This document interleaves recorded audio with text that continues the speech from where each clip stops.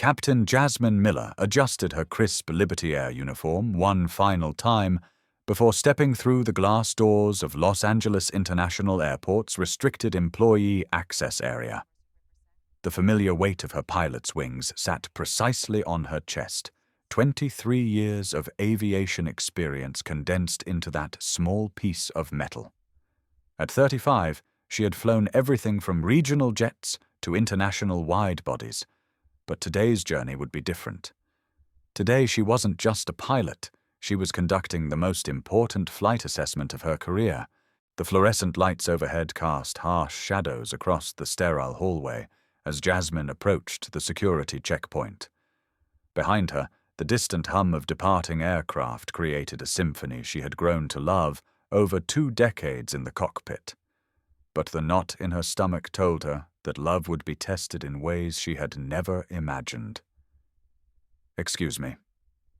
The voice cut through her thoughts like a blade. "You don't belong here. Staff only." Jasmine turned to face a middle-aged white security guard whose name tag read, Williams. The man's eyes swept over her with undisguised suspicion, lingering on her dark skin as if searching for evidence of deception. She had seen that look before, too many times to count, but it never failed to sting. "Good morning," Jasmine replied with practiced calm, reaching for her employee ID. "I'm Captain Miller with Liberty Air. I have access clearance for this area." Williams barely glanced at the credential before shaking his head. "I've never seen you here before. This looks suspicious to me." The words hung in the air like toxic fumes. Around them, other airport employees moved freely. White pilots, mechanics, and supervisors passing through without so much as a second glance from security. But Jasmine stood frozen in place, her professional composure masking the familiar burn of injustice that threatened to consume her. What they didn't know, what none of them could possibly imagine, was that in exactly 7 minutes, everything would change. The very system that sought to diminish her would crumble before her eyes, and the balance of power would shift in ways that would reshape the entire aviation industry. You will not believe what happens next. Jasmine had deliberately chosen her appearance for this moment. No executive jewelry, no designer briefcase, no obvious markers of authority. Just a standard pilot's uniform, a modest rolling bag, and the quiet confidence that came from knowing exactly who she was and what she was capable of achieving. "Sir, I understand your caution," she said, maintaining eye contact with Williams while keeping her voice steady. "But I'm scheduled for a flight this afternoon, and I need to complete my pre-flight preparations." Supervisor Janet Williams, no relation to the security guard, but cut from the same cloth of institutional bias, emerged from the operations office with the measured steps of someone accustomed to wielding petty authority. Her graying hair was pulled back in a severe bun, and her lips formed a thin line of disapproval as she approached. "What seems to be the problem here?" Janet's tone carried the unmistakable edge of someone who had already made up her mind about the situation. "This woman claims to be a Liberty Air pilot," Williams replied, as if Jasmine weren't standing right there. "But I don't recognize her, and something doesn't feel right." Janet's eyes narrowed as she studied Jasmine's credentials with exaggerated scrutiny. Miller, I don't see you on today's crew roster. Who's your supervisor? Which flight are you assigned to?" The questions came rapid fire, each one designed to chip away at Jasmine's credibility. Meanwhile, Captain Richard Thompson, a white pilot Jasmine recognized from previous flights, strolled past with a casual wave. Janet responded with a warm smile and a cheerful, "Good morning, Captain Thompson." No questions about rosters or supervisors, no demands for additional verification. The double standard was so blatant it took Jasmine's breath away. "I'm on special assignment today," Jasmine explained patiently. "If you need verification, you can contact our operations center. They'll confirm my credentials and flight authorization." Janet's laugh held no warmth. "Special assignment? How convenient. Look, Miss Miller, was it? We have very strict security protocols here. I can't just take your word for it because you're wearing a uniform anyone can buy online. The implication hit like a physical blow. Jasmine felt heat rise in her cheeks, but she forced herself to remain professional. She had endured worse than this, much worse, and survived. More importantly, she had learned to use their prejudice against them. I understand your position, Jasmine replied quietly. Perhaps you could make a quick call to verify. I have the direct number for our duty operations manager. But Janet was already shaking her head, her authority trip in full swing. No, that's not how this works. We follow procedures here, not special requests. You'll need to wait while we conduct a proper investigation. As if to emphasize the point, Janet turned to her computer terminal and began typing with theatrical importance. The message on her screen was visible to anyone standing nearby. Potential security incident. Unverified individual claiming pilot credentials. Need immediate supervisor verification. Jasmine watched this performance with growing understanding. This wasn't just incompetence or miscommunication. This was systematic, deliberate. A pattern of behavior designed to exclude people who looked like her from spaces they had every right to occupy. But they had no idea who they were dealing with. Jasmine pulled out her phone and typed a brief message. Phase 1 complete. Bias confirmed and documented. Initiate timeline. She hit send and slipped the device back into her pocket, her expression never changing. Around them, the normal rhythm of airport operations continued. Pilots checked weather reports, mechanics reviewed maintenance logs, and ground crews prepared for the afternoon departure push. But in this small corner of LAX, a much larger drama was beginning to unfold. Janet returned from her computer with the satisfied expression of someone who had just confirmed her worst suspicions. The operations office behind her buzzed with activity. Phones ringing, radios crackling with air traffic communications, departure boards updating in real time. But her attention remained fixed on Jasmine with laser-like intensity. Well, Miss Miller, I've checked our systems, and there's no record of you being scheduled for duty today. In fact, our Liberty Air liaison hasn't heard of any special assignments requiring unscheduled crew access. The words were delivered with the precision of a prosecutor presenting evidence to a jury. Janet clearly expected them to land with devastating effect to expose Jasmine as the fraud she believed her to be. Instead, Jasmine simply nodded. I see. And when did you last speak with our liaison? That's not the point, Janet snapped, her composure slipping slightly. The point is that you don't belong here, and I'm not going to compromise airport security based on some story about special assignments. A small crowd was beginning to gather. Airport employees paused in their duties, drawn by the increasingly tense conversation. Some watched with obvious discomfort, recognizing the discriminatory undertones. Others seemed to approve of Janet's hard-line approach to security. Among the observers, Marcus Johnson, a young black ramp supervisor, shifted uncomfortably. He had seen Jasmine before, had even spoken with her briefly during a previous shift change. But he also knew better than to speak up against Janet Williams, who had a reputation for making life difficult for employees who crossed her. Ma'am? Marcus ventured quietly, stepping closer to the group. I think I might have seen Captain Miller before. She looks familiar from the— Marcus! Janet's voice cracked like a whip. Did anyone ask for your input? Don't you have work to do? The young man retreated, his face burning with embarrassment and frustration.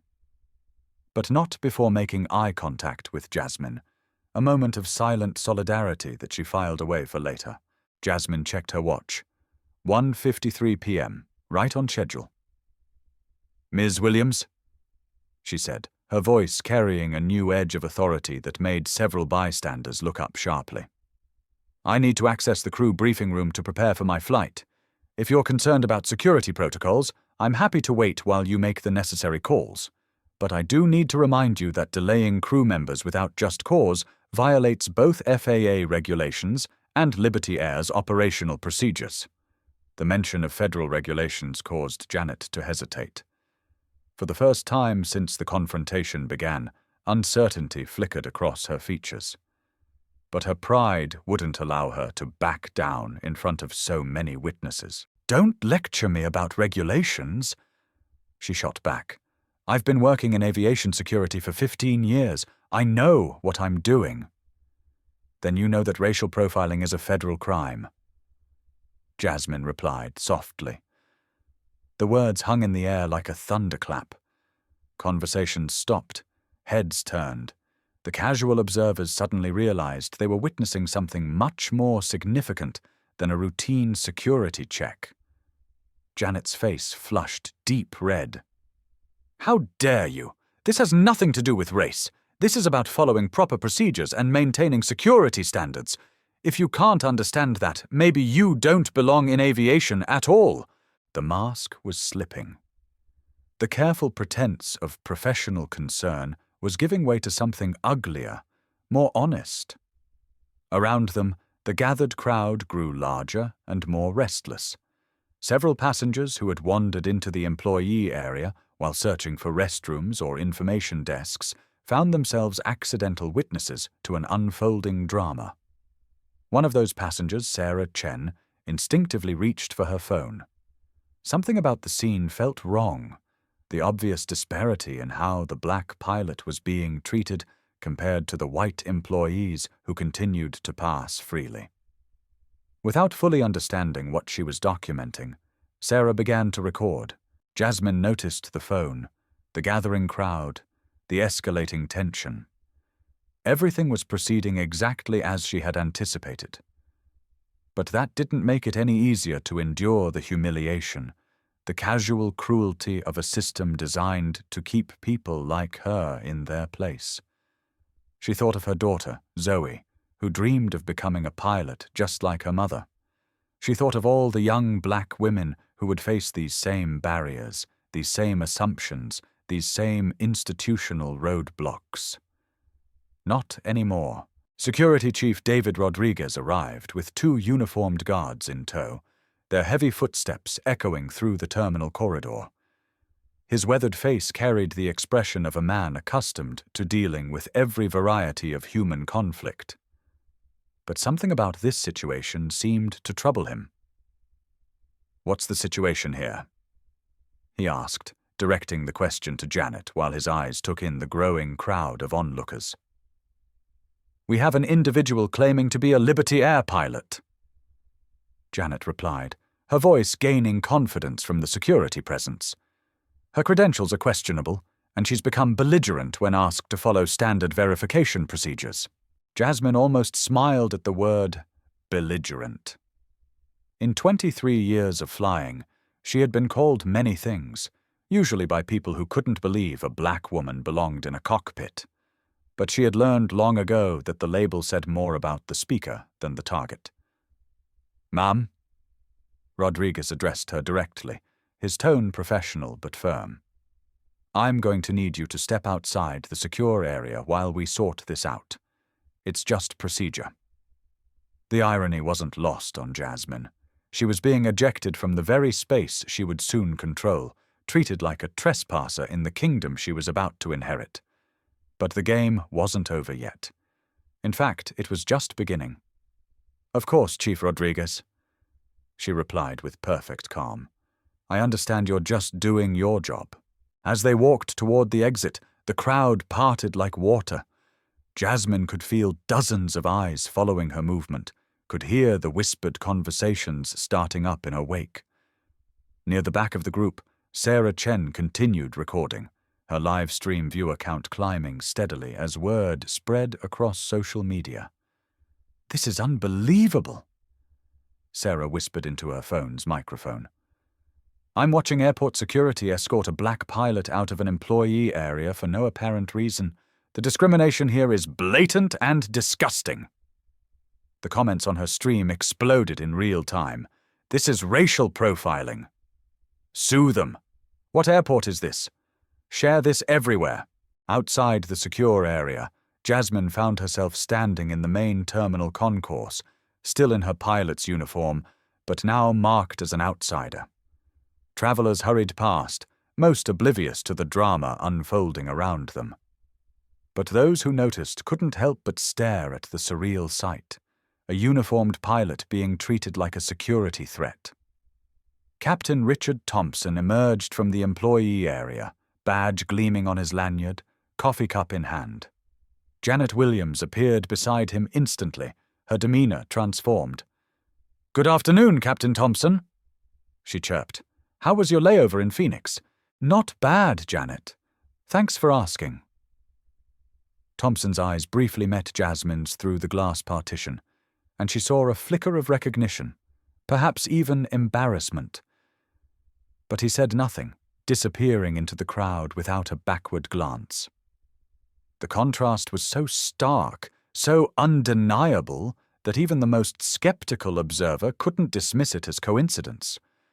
Sarah's livestream viewership had jumped to nearly 3,000, with new viewers joining every minute. Rodriguez positioned himself between Jasmine and the security entrance, clearly uncomfortable with the situation, but bound by protocol. "Ma'am, I'm going to need you to remain here while we complete our verification process. This shouldn't take too long." Jasmine checked her phone. 1:56 p.m. A new message waited. "All systems ready. Countdown initiated." She looked up at Rodriguez with a slight smile. "Chief, I appreciate your professionalism. You're going to want to remember this moment."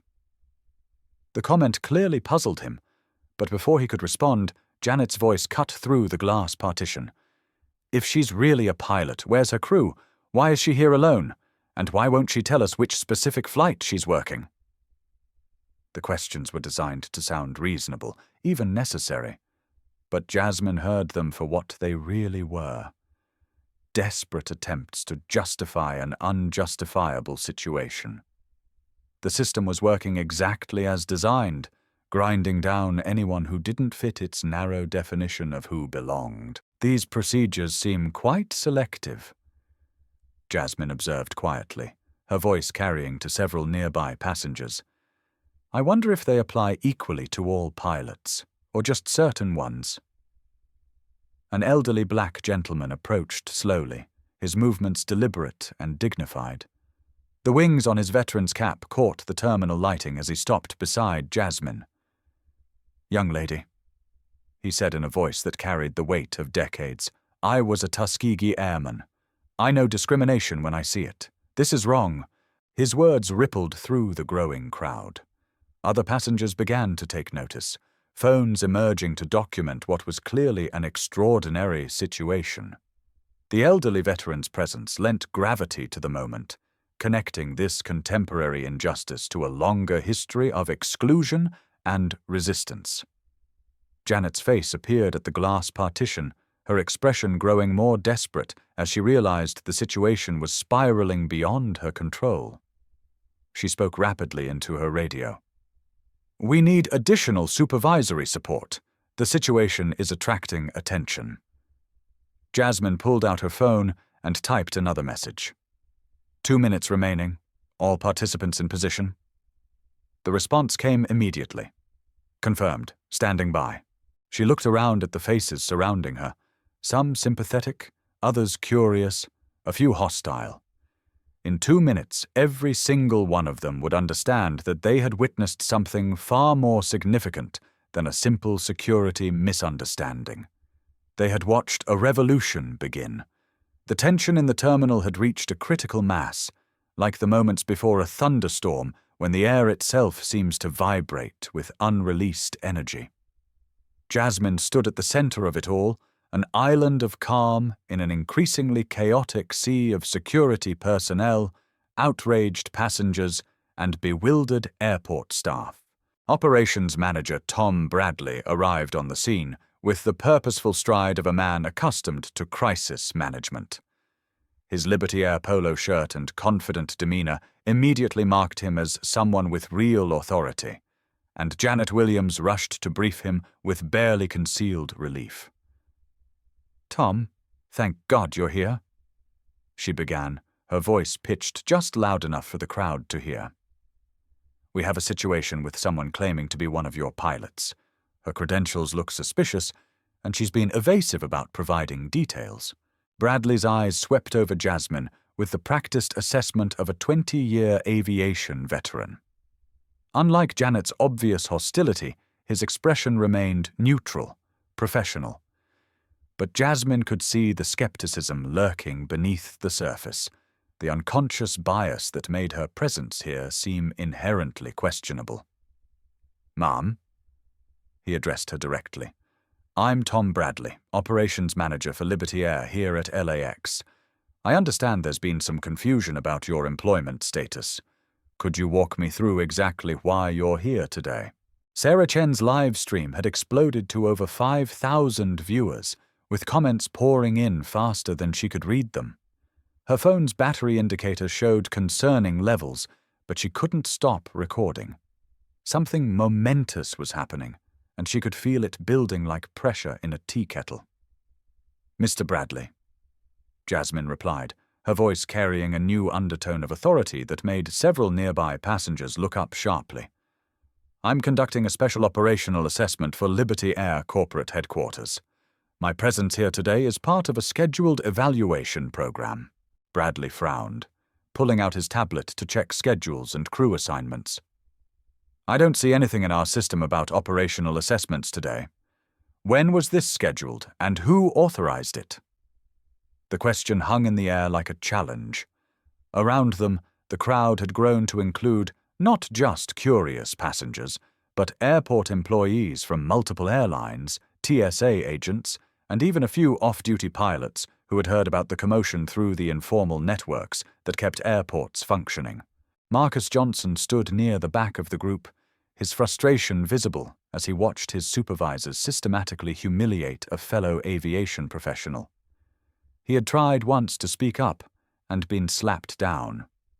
But something about Captain Miller's calm confidence suggested that more was happening here than met the eye. The authorization came directly from corporate headquarters. Jasmine answered Bradley's question. "All the details are in the system, but they may not be visible at your access level." It was a masterful response, neither confirming nor denying, but implying a level of authority that made Bradley hesitate. He had been in aviation long enough to know that airlines often conducted surprise assessments, and that information was compartmentalized on a need-to-know basis. But Janet Williams had no such institutional knowledge to temper her aggression. "This is ridiculous!" she interjected, her voice rising to a near shout. "She's obviously lying. Look at her. Does she look like pilot material to you?" The words escaped before Janet could stop them, laying bare the ugly truth that had been lurking beneath the surface all along. A collective gasp rose from the crowd. Sarah's live stream chat exploded with outrage. Even Tom Bradley took a step back, his face flushing with embarrassment. "Janet," he began, but she was beyond reason now, her professional mask completely discarded. "Don't Janet me! I've been working in aviation for 15 years, and I know trouble when I see it. This whole special assignment story is obviously fake. She probably bought that uniform online and thought she could waltz in here and—" "That's enough." The voice that cut through Janet's tirade was quiet, but carried the unmistakable ring of absolute authority. Jasmine had stepped forward, and something in her posture, her bearing, had fundamentally changed. The humble, patient facade was gone, replaced by the natural command presence of someone accustomed to making life-and-death decisions at 30,000 feet.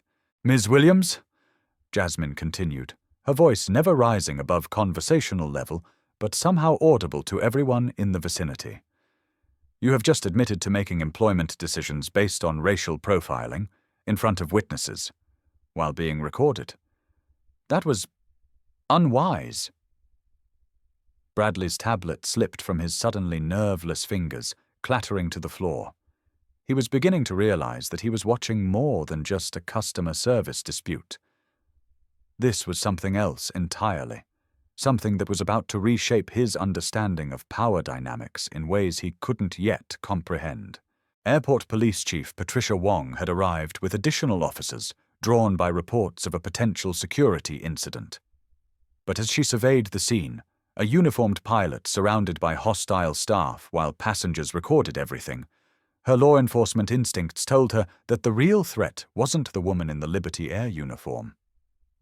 "What's the status here?" Wong asked, her question directed at no one in particular. Before anyone could answer, Jasmine's phone buzzed. She glanced at the screen and nodded almost imperceptibly. When she looked up, there was something new in her eyes, a predator's patience finally giving way to action.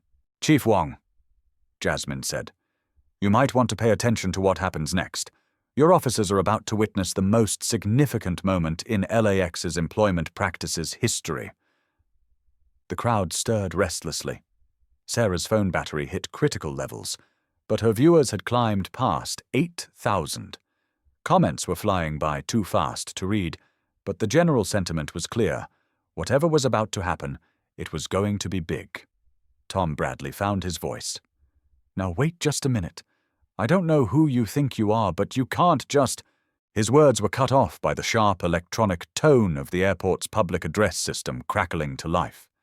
Every conversation stopped. Every head turned toward the nearest speaker. In the sudden silence, only the distant hum of aircraft engines provided a soundtrack to what was about to unfold. "Attention all LAX personnel," the voice began, crisp and professional. "This is an emergency announcement from Liberty Air corporate headquarters." Bradley's face went white. Janet Williams looked like she might faint. Around them, passengers and employees alike stood frozen, sensing they were about to witness something extraordinary.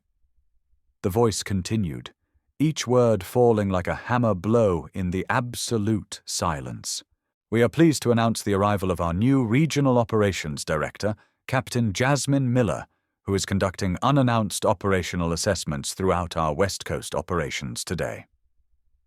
The silence that followed the announcement was so complete, it seemed to vacuum the sound from the entire terminal. Even the ambient noise of LAX, the rolling luggage, the departure announcements, the distant jet engines, seemed to fade into insignificance as the full weight of the words settled over the crowd. Regional Operations Director. Janet Williams's face cycled through a spectrum of colors, from the red of embarrassment to the gray of impending professional doom. Tom Bradley stood frozen like a statue, his mouth opening and closing soundlessly as his brain struggled to process what he had just heard. But it was the crowd's reaction that truly drove the moment home. The passengers who had gathered began to understand they hadn't just witnessed discrimination. They had watched powerful people systematically humiliate their own boss. Sarah Chen's livestream chat exploded with comments that scrolled too fast to read, but the emojis told the story. Shock, awe, and the particular satisfaction that comes from watching justice served in real time. Jasmine reached into her briefcase with deliberate calm and withdrew a leather folder. From it, she extracted an official Liberty Air Executive Identification Badge, its gold lettering and corporate seal catching the fluorescent terminal lighting. She held it up for all to see, her movements precise and measured.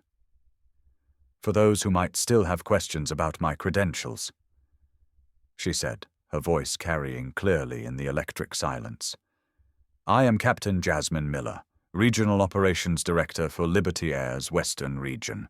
Today's interaction has been part of an unannounced operational assessment designed to evaluate our compliance with federal anti-discrimination laws and our own corporate policies."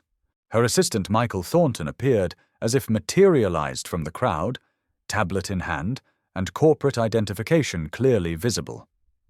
His presence added an official weight to the moment that made it clear this was no longer a dispute. It was a reckoning. "Ma'am," Michael said, his voice professionally neutral, but his eyes gleaming with barely suppressed satisfaction. "Corporate headquarters is on line 1.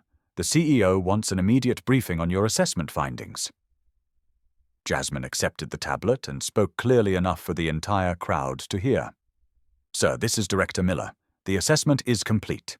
We have documented systematic racial profiling, violation of employee rights, and management behavior that directly contradicts our company values and federal law. The voice on the other end was audible to those standing nearby, deep, authoritative, unmistakably that of someone at the very top of the corporate hierarchy. Director Miller, you have my full authority to take whatever action you deem necessary. This behavior is unacceptable and will not be tolerated. Around them, the transformation was immediate and dramatic. Airport employees who had been watching the confrontation with amusement or approval suddenly found urgent business elsewhere. Those who had shown sympathy or discomfort stepped closer, their body language shifting from wary observers to allies. Susan Walsh, LAX's general manager, arrived at a near run, her usually perfect composure shattered by the realization that a major airline executive had been humiliated in her facility. Director Miller, I had no idea. We weren't notified of any assessment. I'm so sorry for this misunderstanding. Ms. Walsh. Jasmine interrupted gently. There was no misunderstanding. What you witnessed today was exactly what we intended to observe. Your staff's actual behavior when they believe no one important is watching. The words hit like physical blows. Walsh's face crumpled as she understood the implications, not just for her employees, but for her own oversight of their conduct. Chief Wong stepped forward, her law enforcement instincts finally catching up to the situation. Director Miller, do you wish to file formal complaints against any individuals for civil rights violations? Before Jasmine could answer, Janet Williams found her voice, though it emerged as little more than a desperate whisper. This can't be happening. This can't be real. She can't be. What I can't be, Jasmine said, turning to face Janet directly, is dismissed, diminished, or discriminated against in my own workplace. What I can't be is treated as less than human because of the color of my skin. And what I can't be, Ms. Williams, is overlooked any longer. The crowd began to stir, whispers of amazement and approval rippling through the assembled passengers. Sarah's live stream had reached 15,000 viewers and was climbing rapidly as the video began to go viral across social media platforms. Tom Bradley finally found his voice, though it emerged as barely more than a croak. Director Miller, we had no idea. The notification systems must have failed. This was all a terrible mistake. Mr. Bradley, Jasmine replied, her tone professional but with an edge of steel. The only mistake was assuming that your behavior toward airline employees depends on their perceived status rather than their dignity as human beings. That assumption just cost several people their careers. Marcus Johnson pushed through the crowd, his young face bright with vindication and relief. Mum, I tried to tell them I recognized you. I tried to speak up, but you did speak up, Marcus. Jasmine interrupted with the first genuine smile she had shown all day. And that took courage. That's exactly the kind of integrity we need more of in this industry. The moment of recognition, of validation for the young man who had risked his own position to defend what was right, sent another wave of emotion through the crowd. This wasn't just about corporate power or executive authority, it was about human decency, triumphing over institutional prejudice. Jasmine looked around at the faces surrounding her, some admiring, others fearful, many still processing the complete reversal of what they thought they understood about power and authority. In a few short minutes, she had transformed from victim to victor, from outsider to ultimate insider. But the reckoning was far from over. The transformation in the terminal atmosphere was swift and merciless. Where minutes before Jasmine had stood isolated and questioned, now she occupied the center of a very different kind of attention. The power dynamics hadn't just shifted, they had completely inverted, leaving her former tormentors exposed and vulnerable. Susan Walsh wrung her hands as she approached Jasmine with the desperate energy of someone watching their career disintegrate in real time.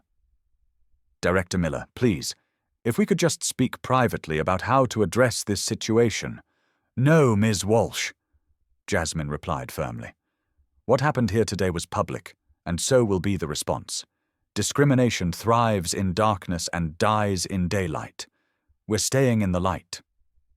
Airport security formed a loose perimeter around the growing crowd as more passengers and employees gathered, drawn by word spreading through social media and the terminal's informal networks.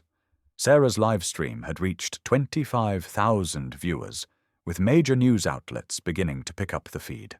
Jasmine turned to address Janet Williams, who stood paralyzed in the center of the chaos she had created. "Mrs. Williams, you are hereby suspended from duty pending a full investigation into your conduct. Security will escort you from the premises while we conduct interviews with witnesses and review all available footage." "You can't do this to me," Janet whispered, her voice breaking. "I have 15 years of service. I was just following procedures. I was protecting the airport." "You were perpetuating a system designed to exclude qualified professionals based on the color of their skin," Jasmine replied, her voice carrying absolute conviction. "That's not protection. That's discrimination. And it ends today." Chief Wong stepped forward with 2 officers. "Ms. Williams, you'll need to come with us. Your security access is being revoked immediately." As Janet was led away, her protests echoing through the terminal, Tom Bradley made one last desperate attempt to salvage the situation. "Director Miller, please. I know how this looks, but if you'll just give me a chance to explain—" "Mr. Bradley," Jasmine interrupted. "You had your chance to explain. In fact, you had 15 minutes to do the right thing.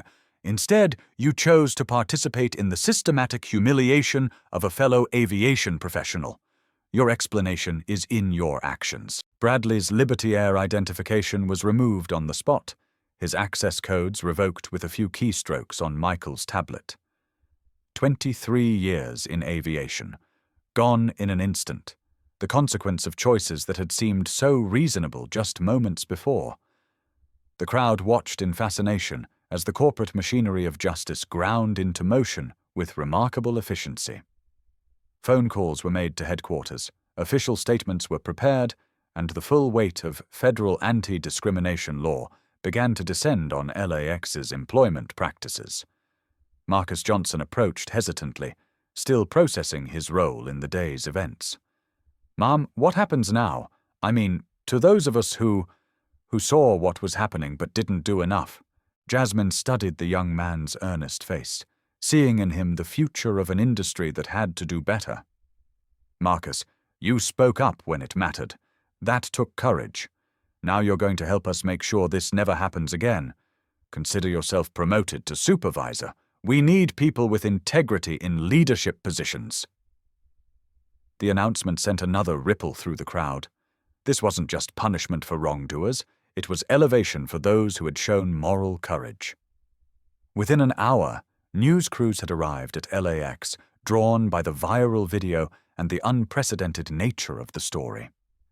Jasmine found herself facing a bank of cameras and microphones, the weight of representation heavy on her shoulders. "Director Miller," called a reporter from Channel 7, "what does today's incident tell us about discrimination in the aviation industry?" "It tells us that progress isn't inevitable," Jasmine replied, her voice clear and strong. "It tells us that the same prejudices that kept black pilots out of cockpits for decades are still operating today, just more quietly.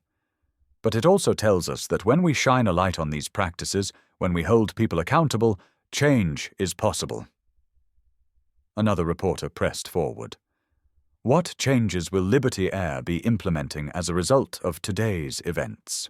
"Immediate mandatory anti-bias training for all employees, independent oversight of hiring and promotion practices, and zero tolerance for discriminatory behavior at any level. We're not just changing policies, we're changing culture." The press conference continued for 30 minutes, with Jasmine fielding questions about everything from federal oversight to corporate responsibility.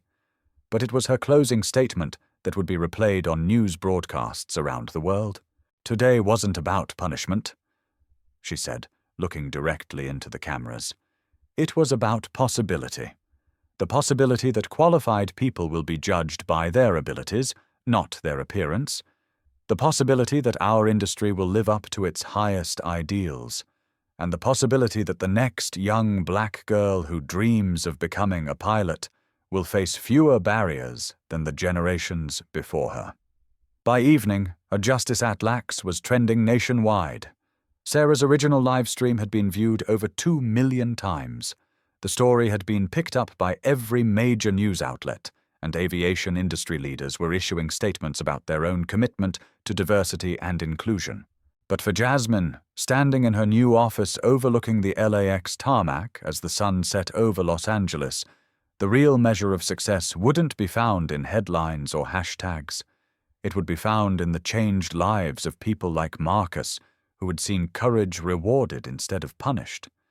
It would be found in the policies that would protect future generations of aviation professionals from the humiliation she had endured. And it would be found in the simple, revolutionary idea that everyone, regardless of race, gender, or background, deserved to be treated with dignity and respect in their workplace. 3 days later, Jasmine sat in her executive office on the top floor of Liberty Air's LAX Operations Center, watching the controlled chaos of airport life unfold below her floor-to-ceiling windows. The familiar ballet of aircraft movements, the graceful dance of departures and arrivals that had first captured her imagination as a child, continued unchanged. But something fundamental had shifted in the world beneath those wings. The stack of resignation letters on her desk told part of the story. Airport supervisors and security personnel who had witnessed the events of Tuesday afternoon were choosing to leave rather than face the scrutiny that was sure to follow. But the stack of applications beside them told a more hopeful tale. Qualified candidates from diverse backgrounds, many of whom had never considered aviation careers because they assumed they wouldn't be welcome.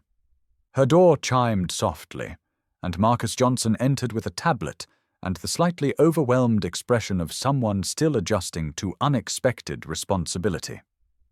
In 3 days, he had gone from ramp supervisor to acting operations manager, his promotion fast-tracked through a system suddenly eager to reward integrity over seniority.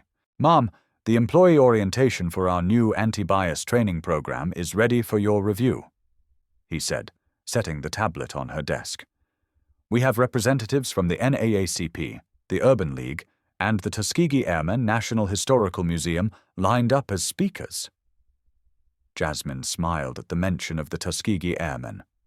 The elderly gentleman who had stood with her in the terminal, Colonel James Washington, she had learned, had become an unexpected ally, offering to share his experiences with Liberty Air employees who needed to understand the long history of exclusion in aviation. "That's excellent work, Marcus. What about the legal settlements?" "All finalized. Janet Williams and Tom Bradley have agreed to participate in sensitivity training as part of their termination agreements. The airport authority has also agreed to implement new protocols for employee verification that focus on credentials rather than assumptions." The careful euphemism made Jasmine shake her head. Even now, 3 days after the incident, people struggled to name the racism that had been so clearly on display. But that was part of the work, not just changing policies, but changing the language and mindset that allowed discrimination to flourish. Her computer chimed with an email from Liberty Air's CEO. The subject line read simply, "Quarterly numbers." She opened it to find that advance bookings were up 18% over the previous quarter, with particularly strong growth among Black and Hispanic passengers.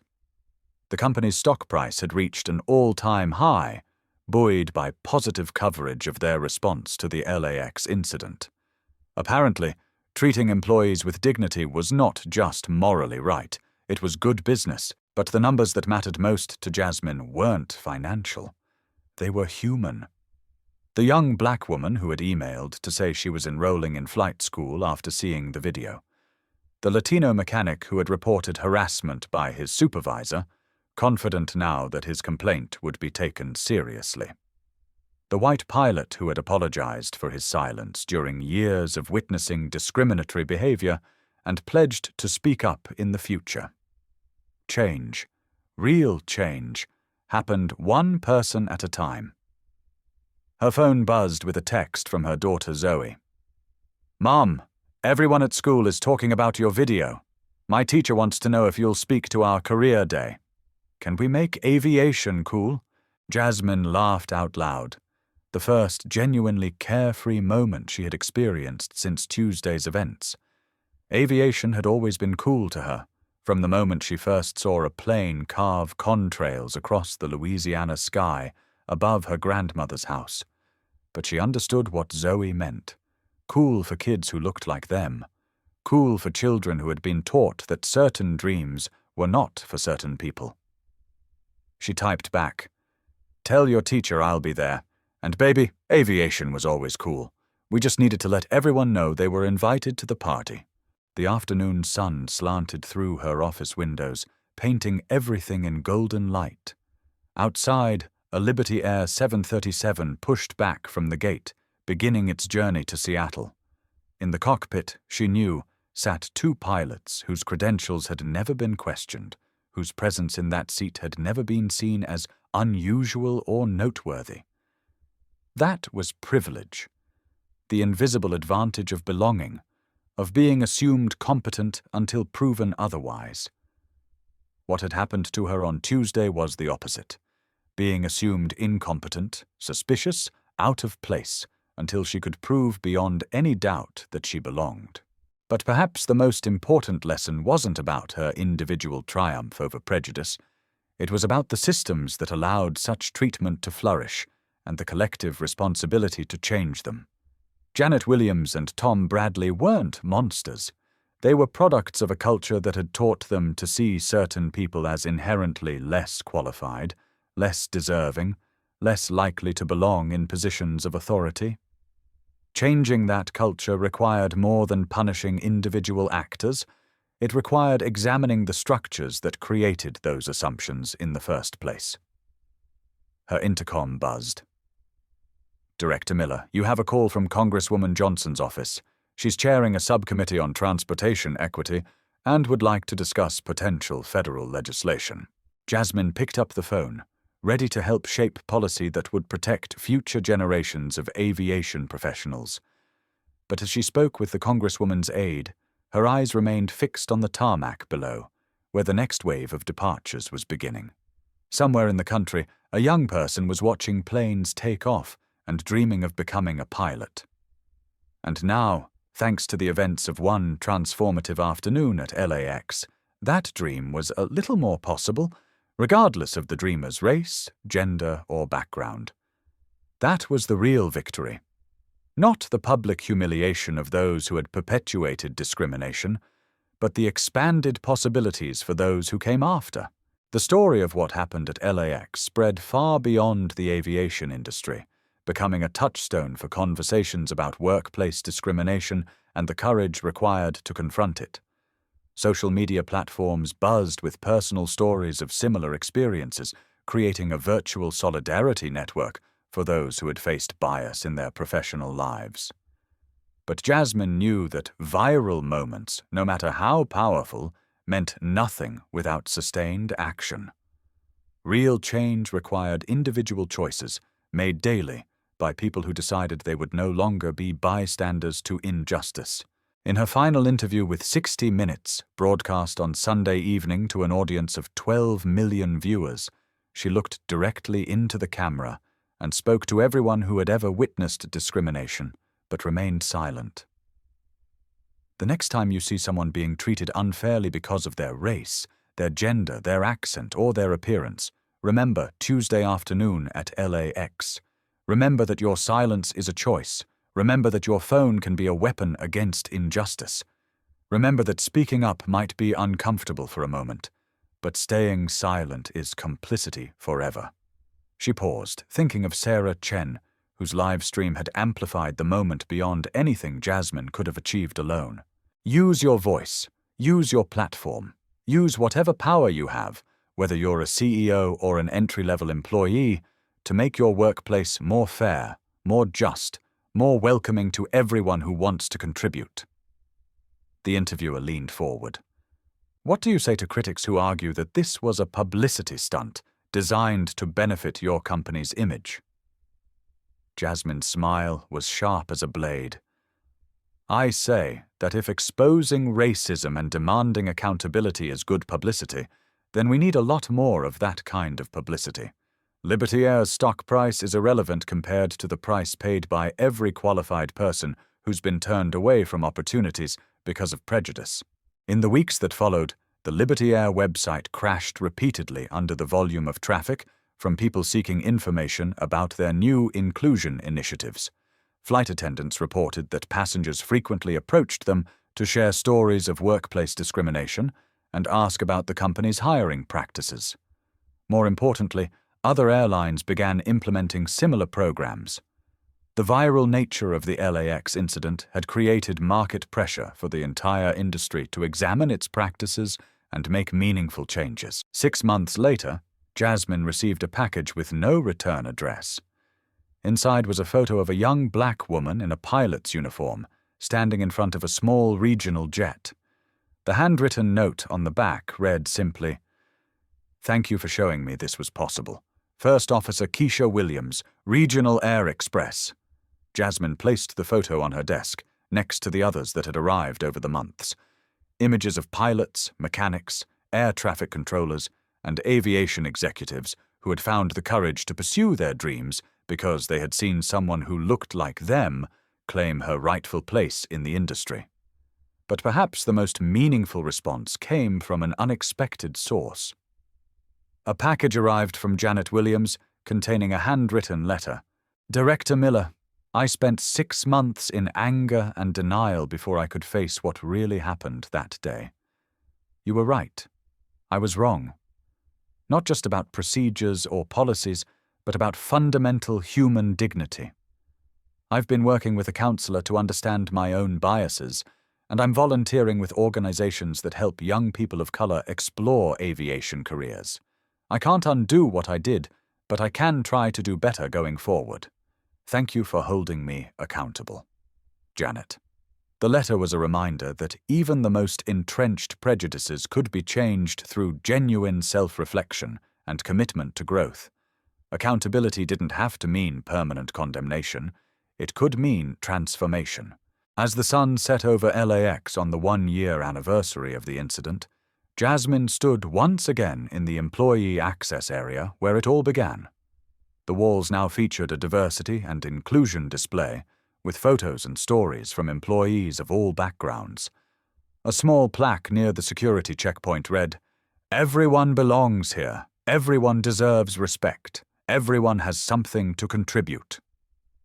Marcus approached with the day's operational report, his confidence now matching his responsibility. "Ma'am, we've had 0 discrimination complaints this quarter. Employee satisfaction is at an all-time high, and our diversity recruiting program has exceeded all targets." Jasmine nodded, satisfied but not complacent. Progress was fragile, requiring constant vigilance and renewed commitment. But the foundation had been laid for something better, a workplace where ability mattered more than appearance, where dreams were judged by their merit rather than the dreamer's demographics. Her phone buzzed with a text from Zoe. "Mom, I got accepted to the aviation program. Can't wait to follow in your footsteps, but maybe without the dramatic confrontations?" Jasmine laughed, typing back, "The goal is that your generation won't need dramatic confrontations. You'll just walk into that cockpit and belong there from day one. But if anyone gives you trouble, you know who to call." As she walked through the terminal toward her car, Jasmine passed the spot where Sarah Chen had first started recording. A plaque now marked the location. "Here, on Tuesday afternoon, one person's courage to document injustice changed an industry. What will you do when your moment comes?" The question wasn't rhetorical. Every day in workplaces across the country, people faced moments when they could choose to speak up or stay silent, to challenge bias or accept it, to be part of the solution or part of the problem. Justice wasn't just about being right, it was about making things right. And that work belonged to everyone. What would you do when your moment came?